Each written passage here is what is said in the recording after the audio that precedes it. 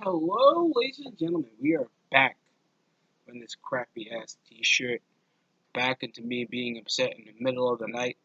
And I have just now looked at the bracket for the 2019 King of the Ring. That I'm going to go over the entire bracket, see who might make it to the first round.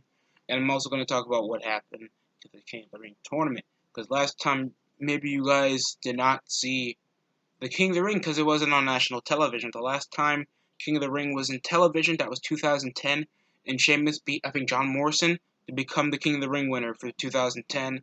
And then they aired the other one on Raw, 2008, where William Regal was supposed to have a push with the King of the Ring, and he was GM at the time. So potential for the King of the Ring to be a storyline perspective and be an interesting tournament to try to push the next big thing. The only person to previously have a good push for a reasonable, at least major player in the main roster was Sheamus. Because he did win the Royal Rumble 2 years later. That's Then he won the United States Championship the next year, won the World Heavyweight title, and held it until, I think, October of 2012. He won Money in the Bank the next year. He was part of that Authority angle and won the world title for the third time in a row, and then held the Raw Tag Team titles. So the only successful rate for this, for the 21st century, was Sheamus, and to be honest, Brock Lesnar, because we all know how Brock Lesnar has done, and I think 2002 was like one of the best years for people watching wrestling post Attitude Era after a climax back in 2001. And now we're in a new brand split where ratings are in a record low, and we don't have that many superstars. We don't even have potential great superstars like we had with Brock Lesnar.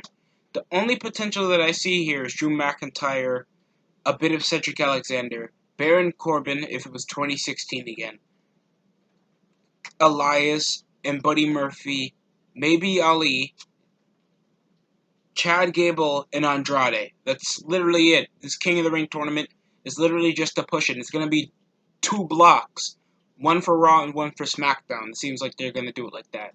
So I'm going to go over who's going to be facing off against each other. It'll be Cesaro Samoa Joe going off in the first round. Ricochet versus Drew McIntyre, I think, for less of storyline reason and more for match rate quality. I think the only matches that are going to be storyline related are Baron Corbin if he faces off against somebody like Cedric Alexander, and I understand Sami Zayn has been quite a jobber for the last few weeks, so they're either making him lose because I don't think they have anything for Sami Zayn at the moment. They also got Ricochet. That I even talked to my brother about this. He thought Ricochet was going to win because they were trying to give him a major push. I really feel like McIntyre should win this tournament because I feel like he's just dead set, and he's been beating cruiserweights left and right. He already had a great match with Cedric Alexander, and imagine what facing Ricochet. Thanks, he already beaten AJ Styles, the United States champion. He beaten Samoa Joe. McIntyre hasn't done anything big since his little stint feud. It wasn't even a blood feud. It was just a feud.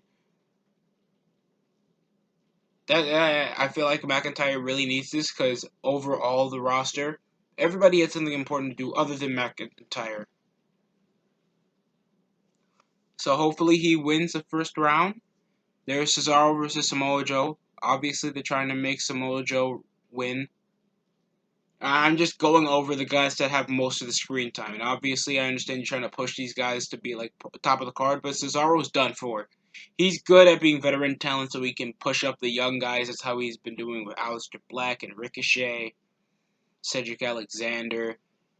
Just having good matches with up-and-coming talent, and obviously facing a guy like Cesaro, it will be maybe a good match of the night, a quality match against two experienced guys in the ring that obviously know how to use a lot of physical maneuvers. I still think Samoa Joe's going to come out the winner in the first round.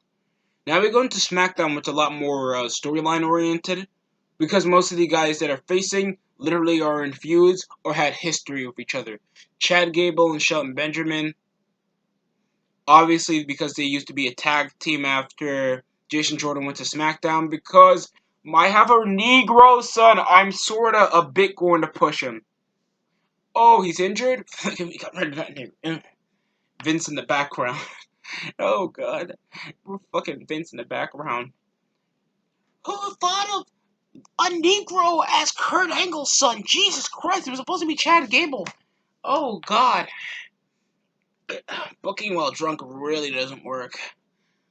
Then we have Ali versus Buddy Murphy, and I think they used to feud with each other for the Cruiserweight Championship, like he did with Cedric Alexander. Apollo Crews faced off with Andrade because they used to be in a short little mini feud after Andrade finished feuding with Rey Mysterio. That Apollo Crews kept losing, so obviously he's gonna lose again. Because obviously Apollo Crews is just a glorified jobber. I don't think he won matches since like early into the year. And even if he did, it meant no sense. If you lose like 3 times to a guy in one feud, what's the point? There's no DQ. You have lost to everybody clean.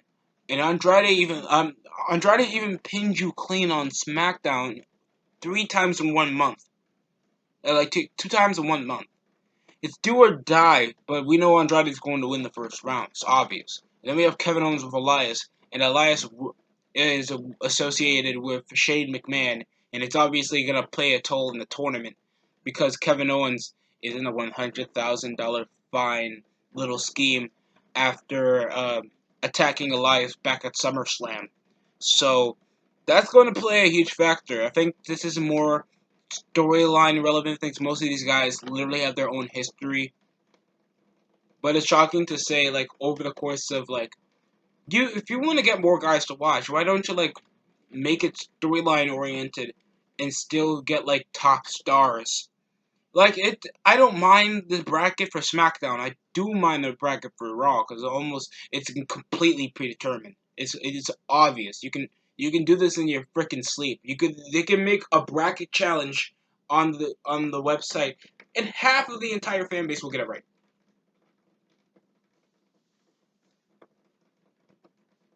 Oh boy, I mean there's a lot to be said. Some guys are missing. You only have like a few weeks. You have until like early September until the next pay-per-view. So I think the next thing you could do is like build up at least. Have some of your guys compete. Even the champion should compete because they don't have that much screen time at all. Shinsuke Nakamura is your Intercontinental Champion. Why don't you put him in the tournament and face off against Ali, the guy that he got pinned by the go-home show before SummerSlam? Kind of want to represent him, your former 2018 Royal Rumble winner. I'm just saying, it's like one of the top reasons to give your guys, a reasonable push to the top. Aleister Black somehow did not make it into the tournament. He's literally not in any feud. I don't know why isn't Aleister Black in the tournament. It's good to see Buddy Murphy after he got his ass beaten by Daniel Bryan. Dolph Ziggler's not, and yeah, Ziggler is in the tournament, my fault.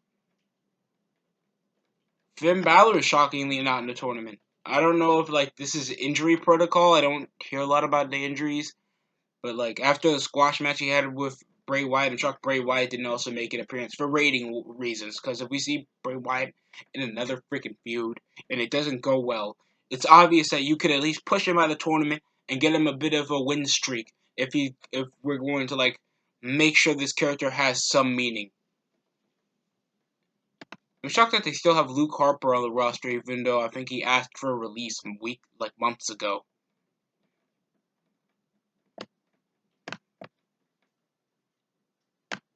Most men are like supposed to be returning into the company in maybe in like a few months, like Bobby Lashley. That's all I hear. Randy Orton is not in a tournament because obviously I think he's trying to get his rematch clause with Kofi Kingston come Clash of Champions. I don't know why the pure reason why they have Shelton Benjamin on the roster in the tournament, other than just to face off against Chad Gable that we haven't seen on TV in months, and because he was tagging with Robert Roode for the remainder of like screen time when they were Raw Tag Team Champions and feuding with the Revival, than just having these random 6-man tags. And it's not like they were a good tag team anyway. It's like if you remember Bobby Roode from Beer Money and Chad Gable, literally two different wrestling styles don't mix into a legit tag team.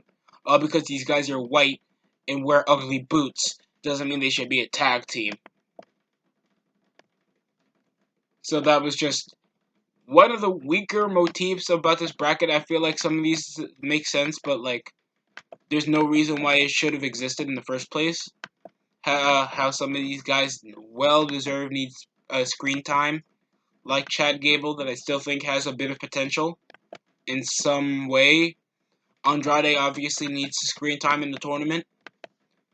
Kevin Owens' like forceful babyface push is killing me because I hate like guys that play heels well go straight to babyface and they lose a lot of respect for me because you steal Steve Austin's move.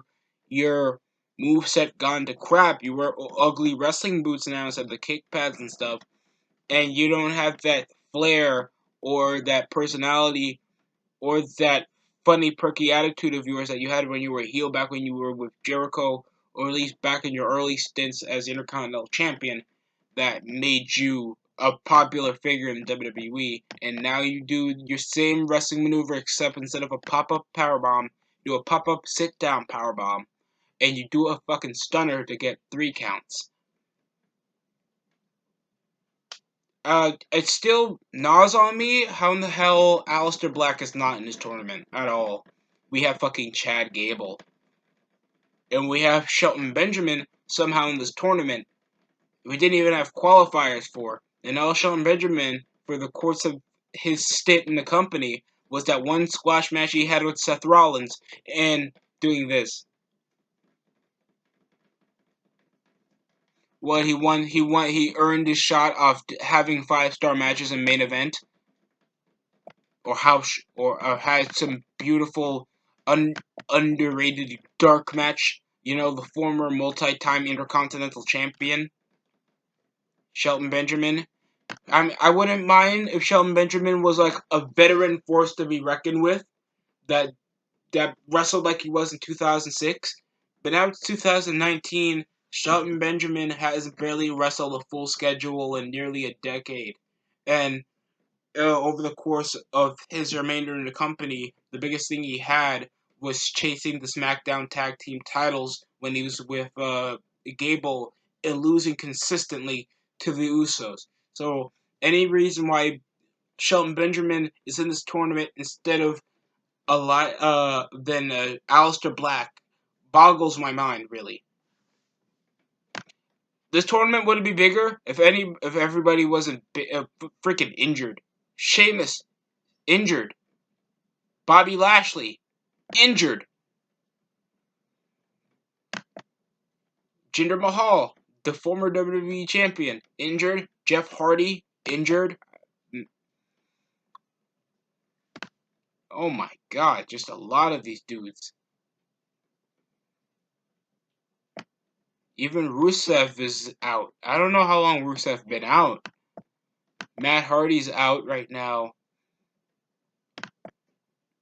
Roman Reigns can't appear in the tournament because of the assault storyline. And Shinsuke Nakamura is too irrelevant to even be in the picture, even though he's holding the second biggest belt in the brand. And on Raw's side of things, at least they have some competent wrestlers to actually, make a decent show. Thanks, Raw's the bigger brand. But other than that, I'm glad to see a tournament, at least for the main roster, because other than that, the only acclaimed tournament that we have that people actually remember is the esteemed Cruiserweight Classic that had that had 700 midgets in a tournament that lasted several weeks that barely got anybody over. Literally. At all.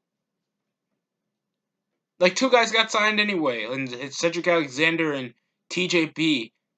The Lucha House Party is literally made by guys from the Cruiserweight Classic. Except Kalisto, and people still don't remember that he won the United States Championship like freaking 3 years ago. And he's been doing fuck all with the Lucha House Party, except that one feud they had early in the late in the spring with Lars Sullivan, and most of them ended by DQ. And now Lars is freaking hurt, even though the King of the Ring could have been the biggest push for him. And for the Raw roster, like most of the guys are hurt to crap. I'm shocked Braun Strowman isn't in the tournament because I think you're trying to get him for a push for the Universal title against Seth Rollins. Thanks. What's better than getting a legit storyline? Giving Seth Rollins another underdog story so we can literally push him for the Universal title. Oh boy.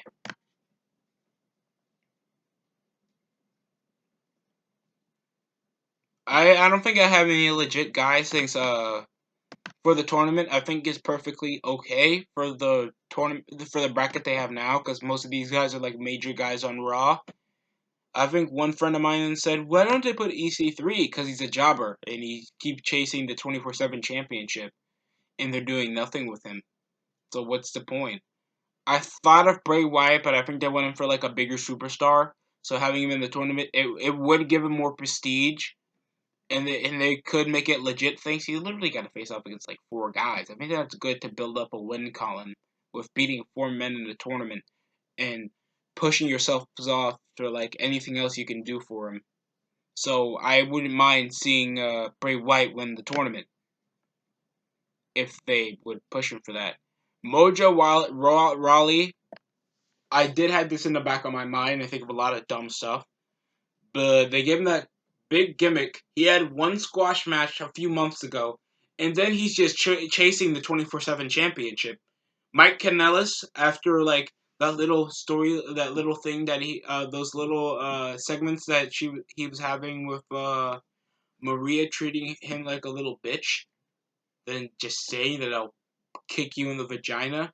I really think that's the promo of the year, in my opinion. Out of out of respect for Maria, that used to be a dim-witted interviewer, into a whiny bitch that felt like, oh, you got me pregnant, you're my husband now mentality. That's her literal gimmick.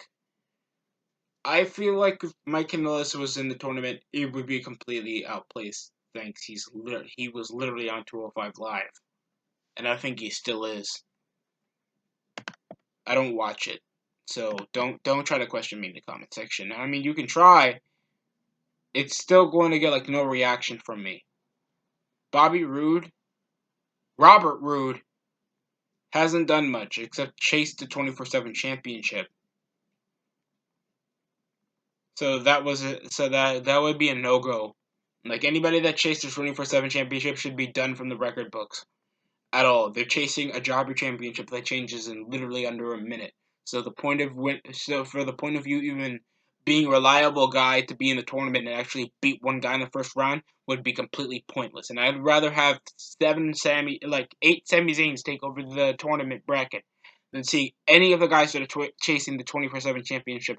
And most of these guys are just waiting for the check and going home. All they have to do is just chase one crazy Negro with blonde locks and then get off the door, go back to the indie scene, and just go back where the hell they came from.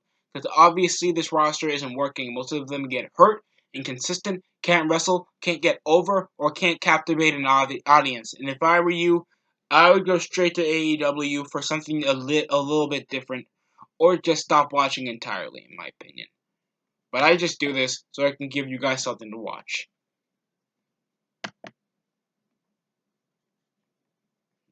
And literally that's it. I don't think there's that many guys that would be like interesting for this tournament. So I think WWE got the most reliable guys that could be at least the most watching because we haven't seen Shelton Benjamin wrestle in months. Ali, Pin, Shinsuke, that had his title win in the kickoff of a pay-per-view. Apollo, that's a bona fide jobber, but who else? Kevin Owens against Elias because he feuds with Shane. Cesaro and Samoa Joe because of work rate reasons. Ricochet versus Aleister versus McIntyre because McIntyre now works well with midgets. Uh, just so we can do some flips. Why not Sami Zayn and Cedric Alexander? It's going to be Cedric Alexander just beating the shit out of Sami Zayn doing these flip moves. Or The Miz and Corbin.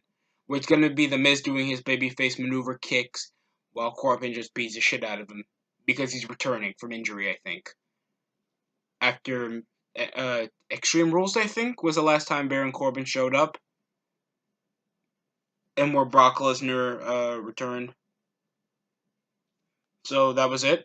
That's my take on the King of the Ring. I wanted this to be shorter than expected, but you get what you want. You get my thoughts on who should have been in the tournament, who could make it to the first round. It's up to you to think who's going to make it yourselves. Thank you for watching, everybody.